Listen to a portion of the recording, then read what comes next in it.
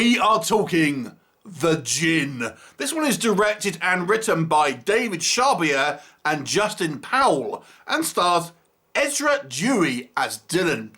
Now this is essentially a one-man movie, or one-boy movie I should say. We get a couple of supporting casts, but essentially it focuses on this young boy Dylan, who is mute, and we learn through some kind of flashbacks his mother has committed suicide, his father is taken to live in this new kind of house, and in this house he finds this antique spellbook which gives some instructions about how to summon a Djinn. A Djinn, if you don't know, is kind of like a somewhat of a demonic entity, mainly in kind of Islamic kind of religion and things like this, but ultimately if you've seen films like The Wishmaster or Aladdin or something, but you'll know that a Djinn can grant wishes. Now the conceit of this movie is that this young lad, Dylan, can't speak, so his father is working away as a DJ and has left him alone in this kind of apartment, and he decides he's going to try and summon this Djinn to try and get his voice back. Now, the instructions that he reads is that ultimately he has to summon this Djinn, survive an hour with this Djinn without kind of obviously getting killed, and at the end of the hour he has to extinguish his candle and he'll be granted a wish, with the warning that wishes are sometimes manipulated to not always kind of get exactly what you are wanting. If you've seen Wishmaster, you'll know where we're going with that. So that's ultimately what happens, and let the madness ensue. So what do we think of this movie? Now, the filmmakers did a risky thing here, making this movie have a lead where it's just a young boy and have a whole movie from his point of view without any other real characters. We get a little bit of the dad at the beginning, we see some kind of other characters here and there, but ultimately it's pretty much this one boy on the central character, and if he fails then this whole movie will get in the toilet. But I'm pleased to say that the character of Dylan, played by this young actor Ezra Dewey, did extremely well. I thought he did an excellent job here, going through a whole kind of range of emotions, and really, I think, not only giving a good performance, but a professional performance. He was excellent in this. So that was a big kind of like weight off the shoulders back to have this young lad be able to kind of carry this movie.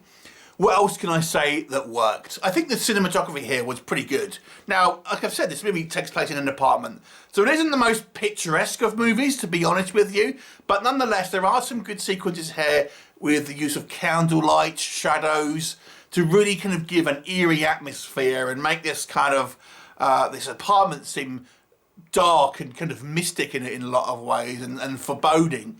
And that's a lot down to the cinematography. So that was also excellent.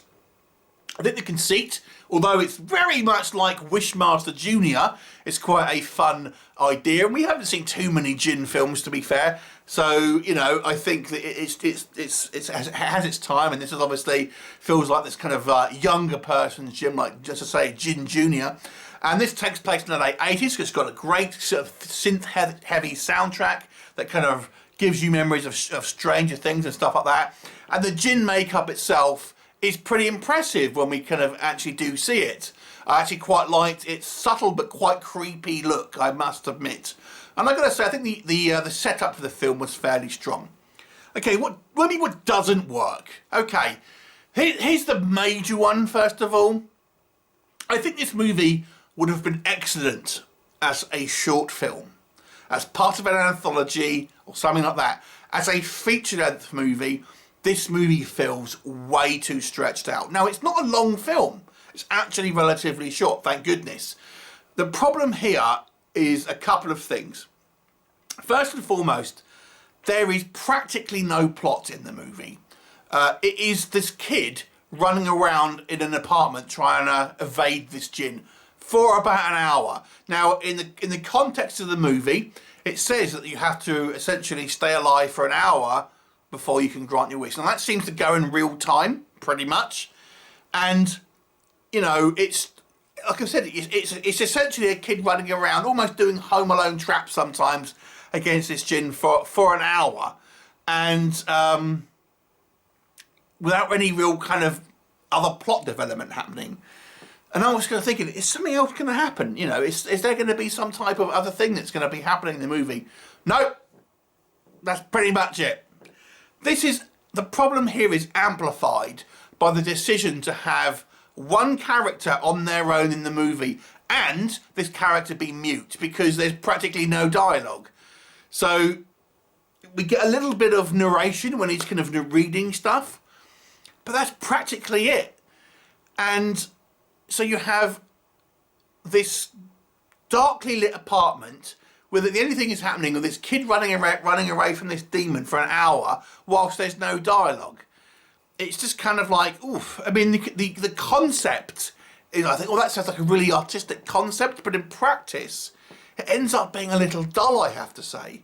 And like I said, I think had this been edited down to a short, I think it could have been quite entertaining. Or even if he hadn't, if he had some other reflection rather than the mute, at least then he could maybe talk to himself or try and talk to the Djinn and things like that. You would have had some dialogue in there to have more to kind of grip onto, because as it stands at the moment, like I've said, there's not really a lot that happens, and there's no real kind of like story being told or dialogue to kind of like to grasp onto for the viewer and stuff like this.